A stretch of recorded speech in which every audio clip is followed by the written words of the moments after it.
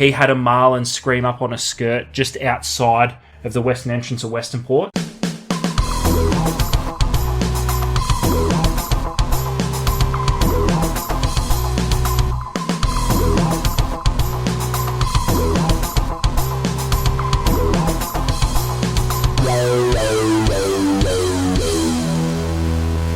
Hello everyone, welcome to The Deep Drop. Luke McCredden is my name and Adam Ring is with me as always. Adam, what is The Deep Drop? Can you give us any insight into what the hell The Deep Drop is all about? Because there's probably someone here who hasn't heard it before, and let's pre-warn them. Yeah, well, I probably can't really give you an insight into what The Deep Drop is, which kind of gives you an insight into what The Deep Drop is. We have all these weird little things that pop into our mind about fishing, and we try and answer some of the dumb, ridiculous, sometimes relevant, sometimes sounds a little bit smart. All those little questions, we try and answer them. And if we can't answer them, we at least try and give you enough information that you can come up with an answer and then tell us what we were trying to say. Wow. I mean, if there's ever been an explanation for what The Deep Drop is, that is it. But you might sort of go, what do you mean come up with weird questions and try and put answers to them? Here's one from a past show, way back in the day. What qualifies as a fish landed? You know, I'm sure other people have had that thought, Adam, you know, like... Yep. You know, so it's not that out there, but it's not something that's spoken about a hell of a lot. We've spoken about why people south of New South Wales don't use bait casters, you know. That's right.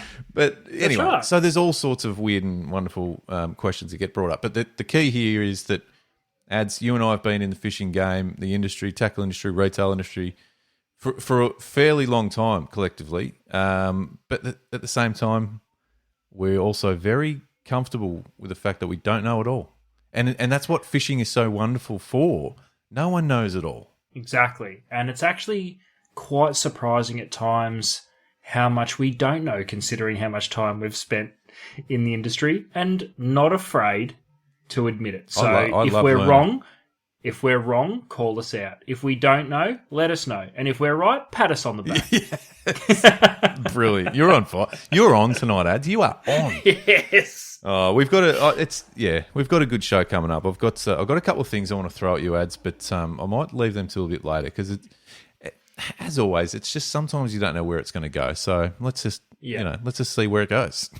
Well, I'll kick it off because I've spent a fair bit of time on the road lately. Just driving all over. You really have. Driving all over. Yeah, driving over the state, just visiting tackle stores, and it doesn't sound like work, and it's probably not hard work, but I love it. And it gives me a lot of time to think. That's dangerous. Yeah, I know it's not good. But I was actually reflecting on a little bit of stuff that you and I have discussed, both on the podcast and off air, and somehow I landed on weird captures. So we've spoken about things like, could there be a time sooner rather than later that we start catching yellowfin in Bass Strait? Yep. So that's been something that we spoke with Al McGlashan about. We've spoken about a few other little bits and pieces where could we see this? I mean, we even had a ridiculous conversation about what species we would introduce into our own waters, which we would never, ever do, but it's a nice thought process. And I thought, what are some of the weird fish that have actually been caught? Whether we've seen them in photos or whether they've just been really solid rumours and you're like, oh, really? Yeah. And it's actually unbelievable, Luke, the list that I come up with. All right. Well, that's confirmed. Kick it off. I mean, I've got a couple that I've just thought off the top, but kick it off. Well, I'll start with an oldie but a goodie, but the barramundi in the Yarra River. Yes. Yeah, so the theories around that, like they're bought out of the Chinese restaurants, released, someone's caught them, whatever. But that has happened. Yeah. That has happened. Do you remember the juvenile, I don't know if it was a Queensland groper or some sort of tropical cod species that was caught under the Patterson River Bridge? Oh, no. I was going to say I remember something like that being caught up the inlet at Merimbula, which is a bit further up. It's still rare, but wow. So there was, and I've 100% seen the photo of it. There is a photo of it in one of the tackle shops around. I remember I was working in the shop when I first saw it. 100% confirmed. No idea how it got there, but really interesting. Yeah, that's cool. Obviously, the yellowfin we've spoken about. Yeah. There's been... You can go back and find really old newspaper clippings of marlin caught in Port Phillip Bay. Shit. Yeah, so generally, pro fishermen have encountered them over the years, whether they're catching bait with nets or whether they've been, long lining or hand lining yellowtail kingfish. Yeah. I do remember speaking to a customer at the shop, and this is within the last, it'd have to be 6-8 years, but something in that sort of time frame, that it was when there was bluefin out the front of Western Port. Yep. And this angler swore black and blue. And I must admit, I believed him. He's not one that I would call a shit talker. He had a marlin scream up on a skirt just outside of the western entrance of Western Port. So that's another one. Could have happened. I'm not 100% sure, but a weird one. Yeah. A few years ago, there was video of small bluefin swimming around in Uringa Harbour. Do you remember that? I remember seeing that, yeah. Were they small? So I think they were decent-sized bluefin, weren't they? Well, yeah, they were probably bigger than the ones that were actually being caught on rod and reel at the time. But they were in Uringa Harbour, so that was really interesting. I've been speaking to Brett Geddes recently, and he's catching estuary perch in deep open water. Okay. So not in an estuary. Right. So we know with perch that they will go and spawn down the front of these estuary systems, but I've never actually heard of them being caught consistently in... How deep? Oh, we're talking he was talking in feet, so like 14 feet. What's that? 7 meters roughly? Oh, it's about 6 or 7 meters. 5 or 6 meters, probably. Yeah, something like that. So, but more importantly, it's in open water, which like water you'd expect to be catching flathead and pinkies and whiting and stuff. So that's been, I won't say unusual, but something you don't hear a lot of. Mm. But my all-time favourite. Yeah. My all-time favourite. Because it happened a couple of years in a row of a cobia caught in Western Port. Wow. Yeah, it rings a bell now. It's a very long time ago. This is in my earliest days at the tackle shop. So this is 16, 17 years ago. Mm. But there was I never saw a photo of it. I cannot say it was confirmed, but a lot of talk at the time about a cobia caught in Western Port. I thought, what other weird out of the blue random stuff that if you told people with no proof, they'd look at you and go, "You're high." Yeah. What else has happened? Cobia are a funny one. I've actually heard of them hit way up systems, and I spent a bit of time back in the day on the mid-north coast of New South Wales, and in the Hastings River, which is a river that comes through Port Macquarie. A cobia was caught up to the brackish water, like it was almost fresh, and now clearly something's gone wrong, like as in it's not well or it's whatever's happened, but that was obviously a weird one. Funnily enough, and speaking of that mid-north coast, only just the other day Fishing World put up a post, it might have been in the latest mag or online, of a bonefish caught at Coffs Harbour. Oh wow! And there's a young bloke, and I've screenshotted it. So funnily enough, it was just on my phone. There's a photo and everything. Yeah. And I'll post it on our on our Instagram. Do that. But there's a young fella who caught. Oh, stop it! It was spinning. I'm assuming just fishing the flat spot. Look at the photo, but 6 pound gear, an atomic 3-inch jerk minnow. Obviously I would lose my shit if that happened. And it's a solid bonefish too.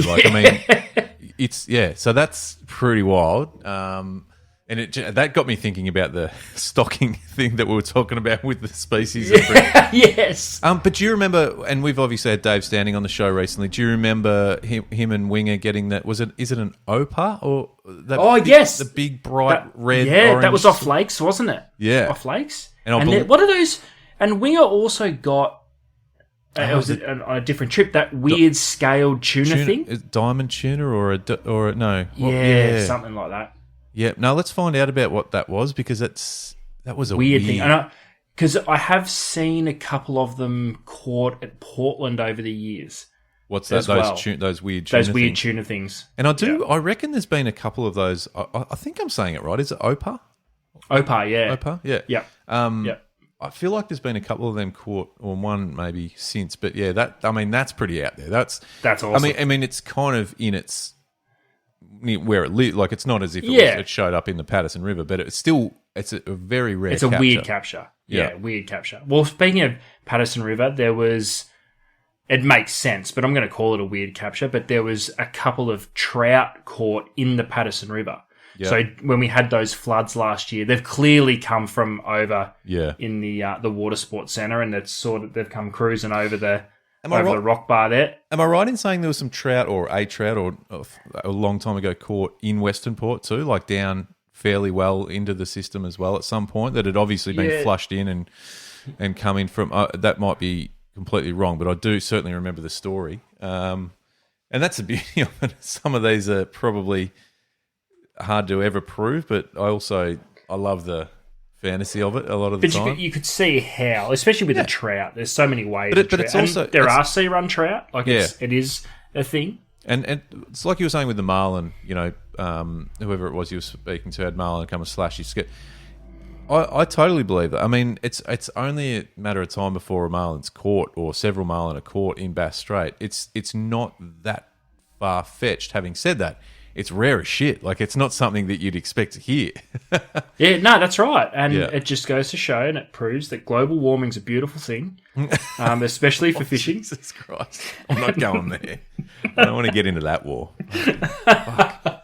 Jesus. All I'm saying is times are changing, Luke. What I love about this topic is that it's something that we can lean on, you people out there listening, to share some stories with us. What have you caught that is just weird? Unexpected, I suppose, is probably the right right. word. Yeah, unexpected. It doesn't have to be some foreign species like a Queensland groper in Patterson Lakes. Like, something weird you didn't expect to catch out there. You could argue that I won't even say semi-regular, but the captures of mahi out of Portland and Portland. Yeah, that's right. I find that is really unusual, just given that you typically associate those fish with warm weather. Now, Portland, fucking hell, it's basically got icebergs. It's the arsehole of the earth. It's fucking freezing. So I want to hear from people they can either get involved on Spotify. Now, on the actual app ads, you can actually answer some questions or place some votes on polls. So on that, I'm going to ask, what's the most unusual catch you've ever had? Fuck, is that even the right word? What's the most unusual catch roll with you've had? And you can get involved that way. Or the other way, the most common way, I suppose, that people reach out ads is Instagram. Now, the deep drop on Instagram is where you could find the tile that we're asking that question and comment, or you can just shoot us a message, whatever you feel comfortable with. Yep. Pics would be great. Oh, yeah.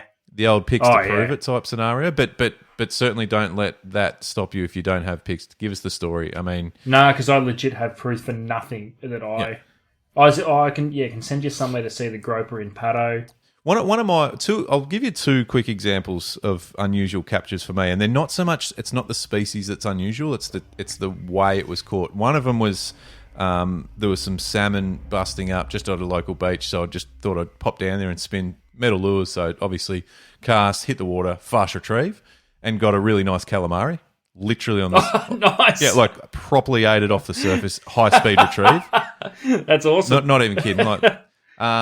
And another one was years ago fishing a beach at Eden, actually just south of Eden at a place called Wanboyne, and caught a decent-sized bronze whaler shark. Not targeting it, but there's lots of species in that area.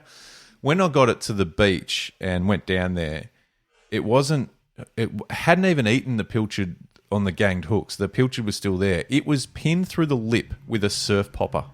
Yeah, nice. Like... Those surf poppers you could crush with your fingers. Like this, somehow this thing stuck, and it was just pinned through the lip. Like the unluckiest shark in the history of the world, I reckon. But I mean, we didn't. He swam off. We certainly didn't keep him out of the water on the beach. We got that out and away he went. But yeah, just some of those little weird ones. But yeah, I mean, I'm all for the weird species as well. If you've got some of them, yeah, it's the best. Yeah, it's the best. But So there is some weird stuff that's happened oh, and will continue to happen. And I want to hear about it because I think it's fascinating, some of the stuff that's going on out there. all right. I just want to throw something at you. Because, and this might be a bit of a strange one that you sort of think, oh, no, there is a bit of example of it. But we're in an era, Adam, in the tackle industry where you would say that there's always, every year, a bit of a biffo about you copied, not saying you, I mean, someone copied something, that was an original from that person and you're doing a version of that. And I was thinking about, like, and it happened, like it's going to happen because ultimately, like, that's right. you know, and it's not, no one's trying to do anything nasty, it's just the way it is. I was thinking the other day about some of the absolute stalwart lures of the last 30 years, like almost, you know, I don't know what the... And there's a couple that come to mind that it almost seems like no one's tried or bothered to sort of do a replica because... And I feel like it's almost like because we can't compete. And I think about something and you might go, oh, no, there's versions of that, but they haven't taken off. I think about something like a gold bomber. Up in the Northern Territory, it's the only one that is just the go-to. And now I know there are versions of those, you know, bibbed minnow style thing, but for some reason that almost just stands on its own and he's just an undefeated champion of the world. Yeah, undefeated that's an champion of the one. Northern Territory. Yeah, that's an interesting one because you're right. There's 1,000,001 gold, 100 to 110 mil shallow diving slash baits that you can chuck for barra. But it's not a gold bomber. No. Everyone knows exactly what a gold bomber is. Everyone knows what a gold bomber is, and it can't be questioned. You know, it just stands on its own 2 feet in that store, and it knows that whoever's interested in barramundi fishing, whether they're locals from the territory or they're visiting from who knows where, that's the lure that just gets picked up first. There's no alternative. That's interesting. Now, when I say there's no alternative, there's a billion lures that work really well on barramundi. But that's the one. Yeah. That's the one. Don't you find that interesting? There's only one other one I can think of immediately. I've got one, but I want to see if it's what you're thinking. Bent minnow. Nah. There's versions. There is other bent minnows on the market, but that OSP bent minnow. Yeah. That was I think that revolutionised lures that you look at and go, that'll never work. Oh, it changed the way people think about when they see a lure, for sure. But see, my argument with that is, and this is on the basis of no research, is that I think the versions of that have come out since have had an impact on sales of that. Ooh, you reckon? Yeah. Ooh, interesting. Or the alternative is it hasn't had an impact, but it's opened up new customers to that style of lure. Do you know what I'm saying? Because that's more to the point. Yeah. I think that's more to the point. Because I think more people now own that style of lure. Especially because the versions that come out after it have been at a completely different price point. Yes. Yeah. And I just want to throw it out there straight away. Do you think making a version of a lure more affordable, can it be classed as ripping it off? See, I'm very conscious of the ripping off sort of language because I do think there's an element of... There are some styles that you sort of think, well, it's clearly based on something else. Yeah. But to your point, and it's a great point, is...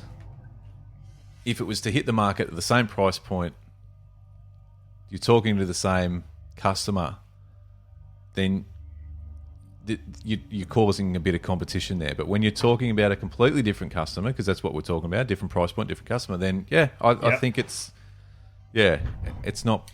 It's a trick, and I didn't want to get into this debate necessarily. And it's something else we will tackle at a different time because it's an interesting conversation. But what? Getting back to the point, what's the other one you had? I'm interested now. Well, the one that stands alone, and I don't know whether it's a patent thing or not, but is the Tassie Devil. Tassie Devil. Yep. Well, there are, and I didn't know this 100%. I did not know until I started doing this regional run of Victoria for work, there are other Tassies out there. There are? There are. This is great. I mean, it's great. This is what I'm all about, learning. This is fantastic. Yep. So Yep, there are. Because there was the old Lofty's Cobra, okay. I think it was called. I'm not 100% sure there. I'm not very familiar with them. And there is one that is very modern. It's still out there now, and the colour schemes on them are wacky as hell. They look unreal. Okay. But it's a Tassie Devil. So it's the winged sort of... Yep, plastic, exactly the same. Yep, okay, exactly that's interesting. I'm guessing you haven't picked them up and had a bit of a go with them. I've never used them. It's only been even recent for me that I knew they even existed. Yeah, cool. Okay, well that sort of puts me in my place a bit. But do you know what I'm what I'm getting at there? Yeah. But if you said to someone, if you walked down to the street and said to a random person, "Hey, in the fishing game, what's a Tassie Devil?" If they've ever fished anything to do with freshwater before, they could probably tell you. Yep. But ask them what a Cobra is or a Lofty's Cobra or whatever, they're like, no, I've never heard of it. Yeah. You know, it's funny how something can completely dominate a style of lure, even if things have come after it. Yeah.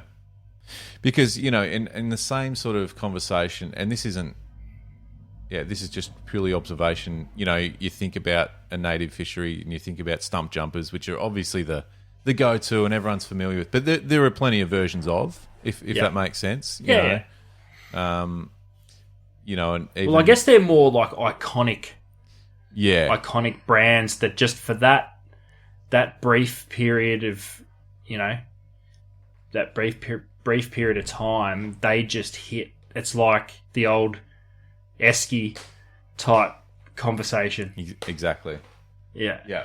Yeah, it's a fascinating one. But they're the two that came to mind: a gold bomber and a Tassie Devil. I thought, geez, they're kind of untouched as far as competition goes. In the grand scheme of things, yes, 100%. Yeah. There are some other versions out there, but they haven't really moved the needle as far as what the original one was. I'd love to put another question out, and I'm sure we'll have even more by the end of the show, but what's a lure that you think of, and let us know, shoot us a message or comment on a tile. What's the lure that you can think of that it's a unique, iconic, unrivaled lure in the market? Yeah. Well, in the plastics game, do you think a Mr. Twister qualifies? A grub body with a double tail? No one's ever seemed to have... There's been different versions of it. Yeah. The only thing... But maybe that was so popular because there just wasn't the choice. It was so and it was so new and unique. It was kind of the only thing.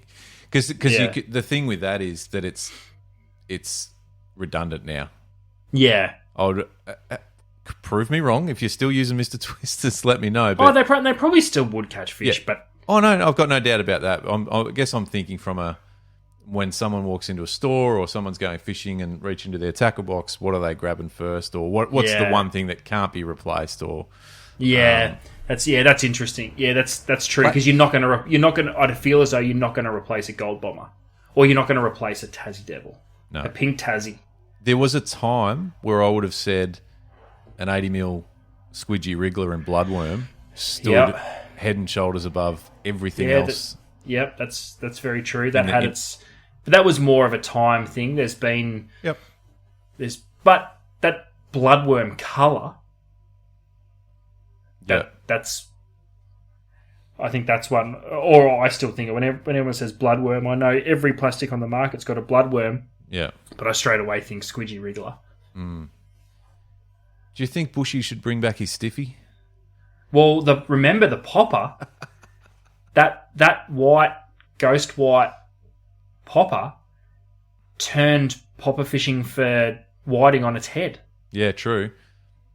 And the black vibe, was it the black vibe or was it purple or black stiffy vibe? Purple. Well, there was a purple back with like a black tiger stripe, but there was a solid black one with the pink tail. Yeah. I think one colour was Phantom and the other one was... Phantom was the one that had purple on it.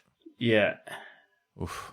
Stiffy. I can't remember what the other one was called. Bring it back, Bushy. Make it come back. Yeah, do it, Bushy. I'm getting him on the show. You know the challenge is still out there. I need to get him on the show.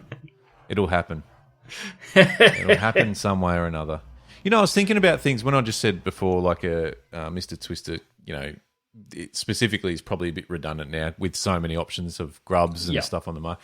Do you know? And I want to know from everyone out there listening to it, because this could be a purely just me thing. When it comes to redundancies in fishing, do you think the Bimini twist has become redundant? Yep. Do you know what I mean? Like, yep. It's one of those 100%. things that does any. When was the last time you tied a Bimini twist? I haven't tied a Bimini twist since an FG knot become popular.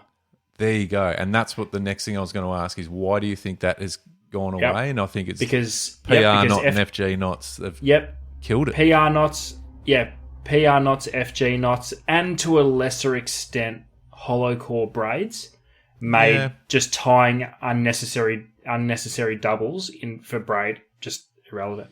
Yeah, I'm glad you kind of on the same page here, because I did think for a moment maybe it's just me, because I've always fucking hated a Bimini twist. I've never been able to do a really good one, and I didn't put enough time in because I cracked the shits every time I tried one. But what about those weirdos that were Bimining in mono?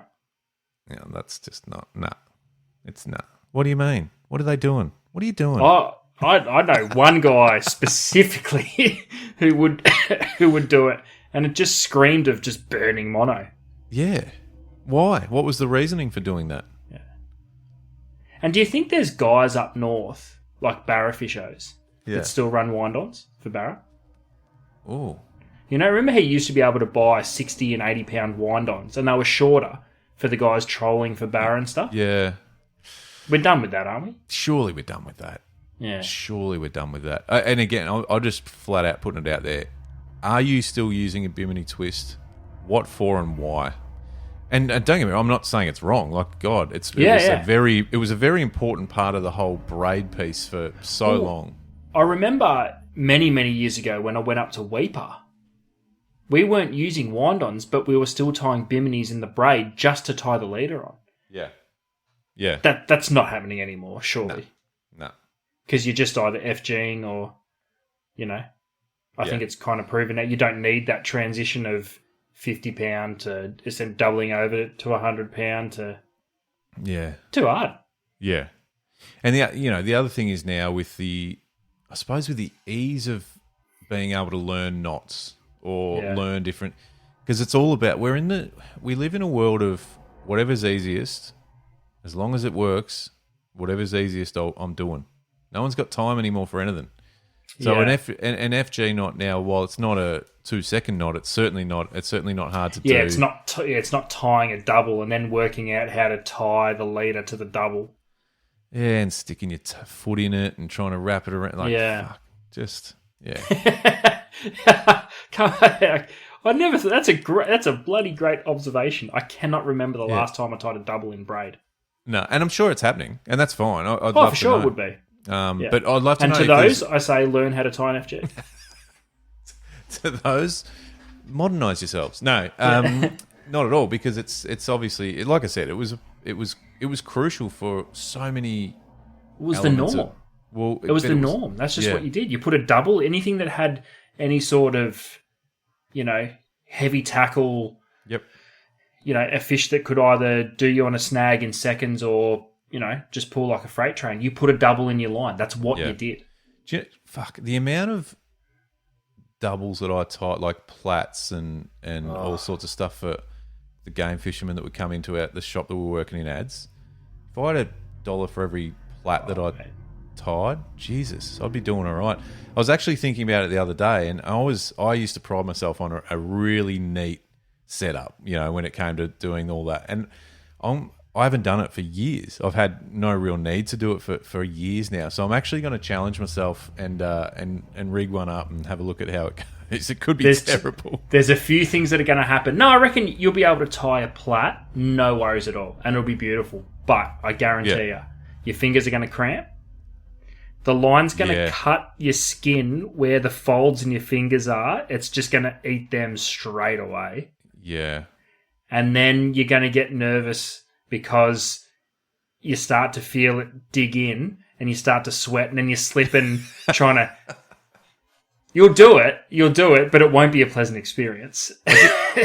I'm going to do it. I'm going to do it for old time's sake and just see how bad or good it is. I think the first one could be average, but I just remember, someone would walk in with 4 or 5 game outfits going, can you tie plats and doubles and wind-ons? And I'm like... And when you saw them walk in, you just picked up the closest phone, just pretended you were busy. And then it rings, like, while you're on there. Yeah, fuck. Like, shit. But I got a kick out of it, though. I really enjoyed it because I got to the point where I was really quite fast and really good at doing them without sounding like a wanker. And I remember that a lot of the time, the guys that would stand there and they'd often hang around and chat, and you'd just be talking, would be like, "Fuck, that's good." Yeah, and then some fucking smartass would walk past and just flick the Tiagra or TLD into free spool and fuck you right up. That was more often than not us. or just cut one arms of the double. Oh, did you need that? Sorry. Yeah. Oh, I thought it was a tag. And would you half hitch or plat back in? Half hitch.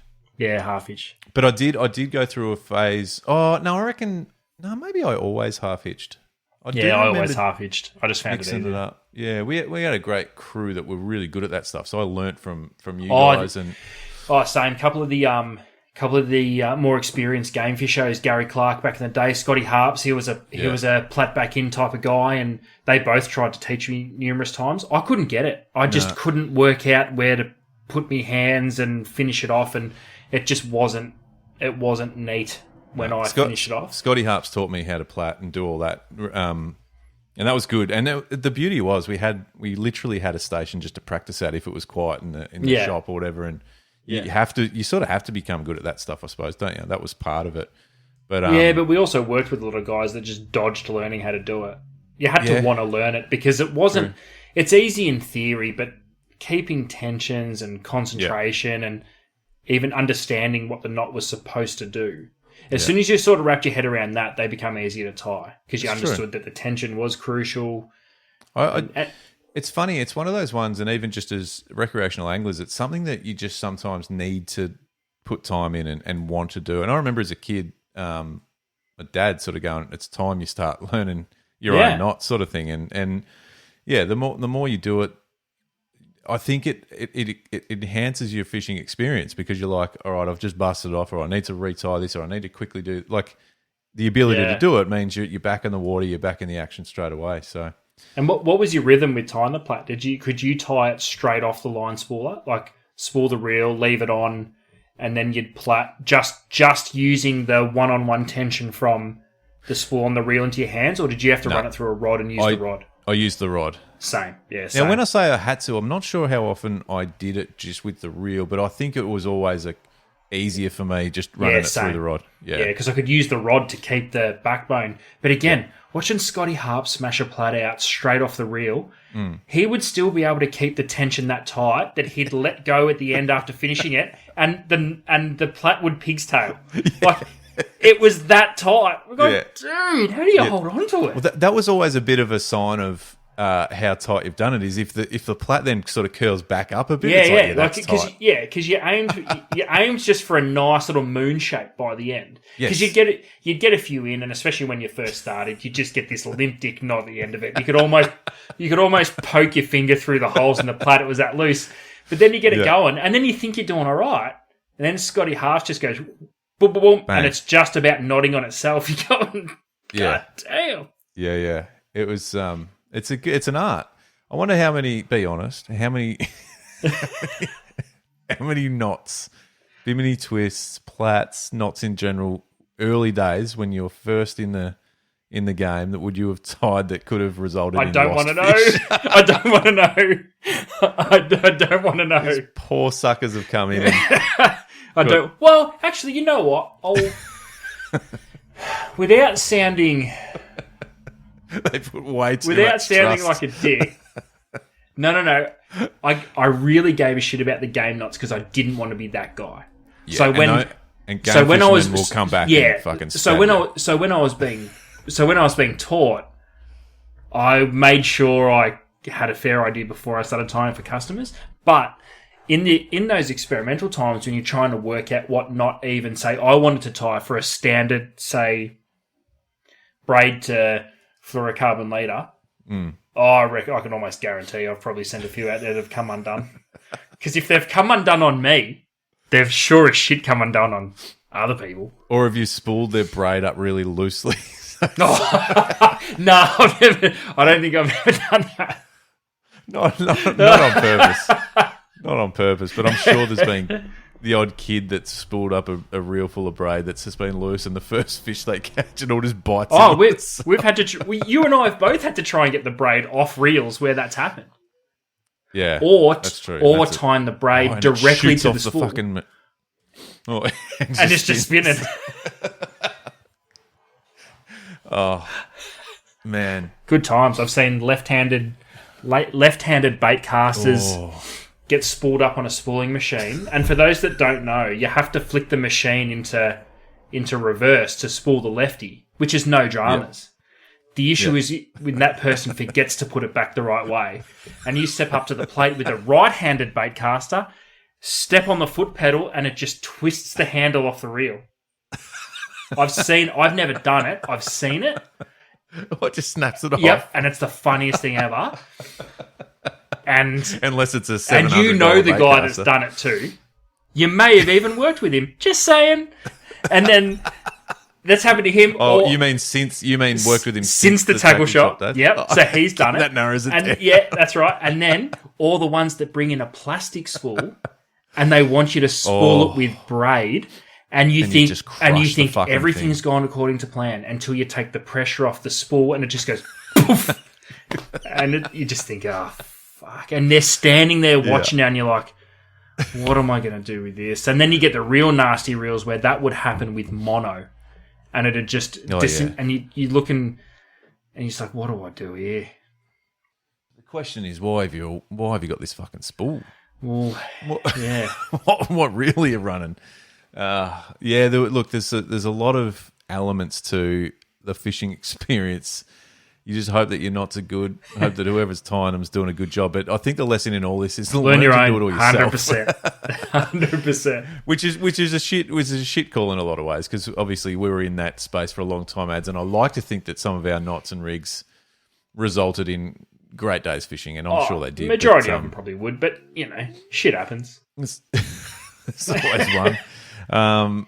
No, that's good. Well, look, we're going to float it out there and say we've got a bit to ask tonight. So jump on Instagram. That's the best place to sort of get involved and give us your thoughts on all the stuff we've gone through tonight. So let's recap, Ads. Obviously, unusual captures. Yep. Yeah, send in your unusual captures. Doesn't necessarily need to be a ridiculous one, like some of the examples we gave. Cobia in Western Port. We've had Marlin in Port Phillip Bay. Doesn't have to be that outrageous, but what you would class as an unusual capture, send those in. I think they're always interesting to look at. Yeah, and like I said, it might be something like you're targeting Murray cod and you catch a flathead. That's stupid. Your example of casting at salmon off the beach and catching a calamari, didn't foul hook it, it ate the slug. That's cool as hell. Full speed retrieve, an inch under the surface. Yeah, it was weird. Yeah. Anyway. What are your thoughts on those lures that stand out above the rest that just can't be touched? So give us some examples. Gold Bomber. Yeah, we sort of reference Tassie Devils and Gold Bombers. They're sort of in their own league, but I'm sure there's more, and we'd love to hear. The other one, obviously, Ads is anyone still using a Bimini twist? Let us know. Yeah, sure. Well, I reckon there would be. I reckon there would be people still using it, and tell us why. If there's a reason that you'd prefer to use, you may be well versed in knot tying, but you're like, no, this is what I need to use, and absolutely credit to you. But let us know why. Yeah, love to hear it. Yeah. All right. Well, there's plenty there. Ads. Thank you, my friend. It's always an absolute treat to talk about fishing in any way, shape, or form on the Deep Drop with you. And get out there. It's going to be some nice weather in the not too distant future. Yep. So let's get out there and get amongst Spring's here. It's warm. Snapper on the doorstep. Luke, I know you'll be frothing on banging a few calamari and some whiting on soft plastics, which I'm 100% going to be tagging along for that because that sounds really cool. Let's do it. See ya.